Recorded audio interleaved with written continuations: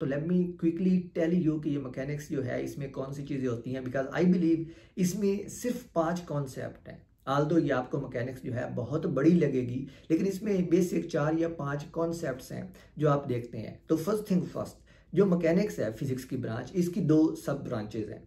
उनको आप कहते हैं काइनेमेटिक्स एंड डायनामिक्स। काइनेमेटिक्स जो है वो ऑब्जेक्ट्स की मोशन को डील करती है, और मोशन को इस तरह डील करती है कि उसमें ये ऑब्जेक्ट्स की मोशन प्रोड्यूस क्यों होती है या किस वजह से प्रोड्यूस होती है, which is called the causes of motion, उसको डिस्कस नहीं करती। लेकिन डायनेमिक्स जो है ये ऑब्जेक्ट्स की मोशन को डिस्कस करने के साथ साथ इस चीज़ को भी ज़ेर बहस लाती है कि ये मोशन ऑब्जेक्ट्स के अंदर क्यों प्रोड्यूस हो रही है। Actually this is simply the heart of physics, not only of mechanics. What we want to study in physics, we want to study how objects behave, which simply means how they move. यानी एक object जो है अगर इस वक्त यहाँ पे मौजूद है मेरे सामने, तो मैं ये देखना चाहता हूँ कि 1 घंटे बाद ये ऑब्जेक्ट कहाँ पे होगा या किस तरह का बिहेवियर शो कर रहा होगा।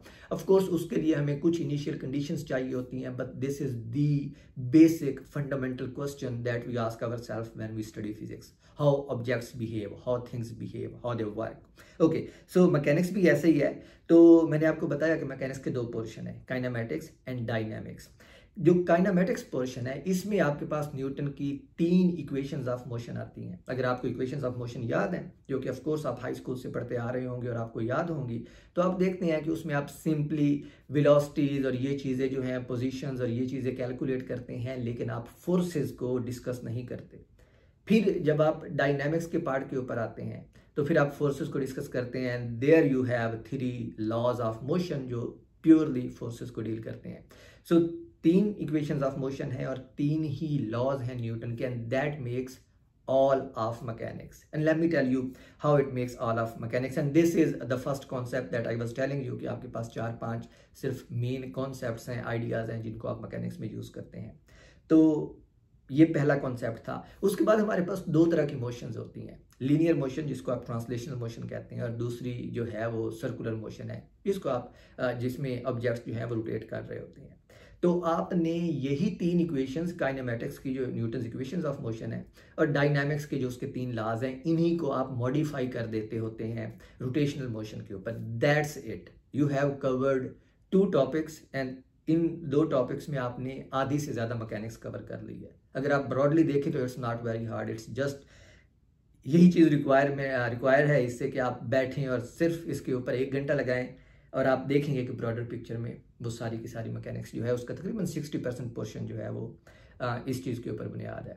फिर जब आप फोर्सेस को डील करते हैं तो एक ऐसा टॉपिक है जिसको फोर्सेस से डील करना मुश्किल है, डील किया जा सकता है लेकिन थोड़ा सा मुश्किल होता है, and that is the topic of collisions, जब ऑब्जेक्ट्स जो हैं वो कोलाइड करते हैं, and that gives you another central concept in physics and which is momentum. और फिर आप देखेंगे कि तीसरा जो कॉन्सेप्ट है वो मोमेंटम का है, और यही मोमेंटम फिर रोटेशनल मोशन में एंगुलर मोमेंटम के ऊपर एक्सटेंड हो जाता है। उसके बाद अब ये आपने सारी मैकेनिक्स कवर कर लिया बाय द वे। इसके बाद इसी सारी चीज़ों को, जो सारा काम आप मैकेनिक्स के जरिए करते हैं, यानी न्यूटन लॉज और न्यूटन इक्वेशंस ऑफ मोशन को यूज़ करते हुए करते हैं, यही काम आप एनर्जी कंजर्वेशन से भी कर लेते हैं। And this is the 4th concept. आप जो चीज़ें आपने ड्राइव की हैं इस पहले पोर्शन में, न्यूटन इक्वेशंस ऑफ मोशन और न्यूटन लॉज को यूज़ करते हुए, वही काम आप एनर्जी को यूज़ करते हुए भी कर सकते हैं।